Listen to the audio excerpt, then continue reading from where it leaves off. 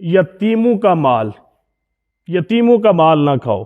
اس حوالے سے بہت سخت قسم کی اللہ تعالیٰ نے جو ہے وہ وعید فرمائی ہے، اور پھر یہ کہا کہ عمدہ مال کو ردی مال سے بدلنے کی ہرگز کوشش نہ کرو۔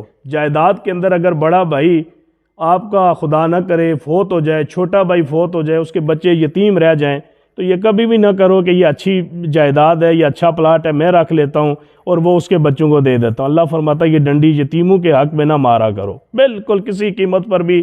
یتیموں کا جو مال ہوتا ہے، اللہ کے نبی صلی اللہ علیہ وسلم، یہ حکم یتیم بچوں کے بارے میں بھی ہے اور یتیم بچیوں کے بارے میں بھی ہے، لیکن عام طور پر یتیم بچیوں کی میراث میں ناجائز تصرف زیادہ کیا جاتا ہے۔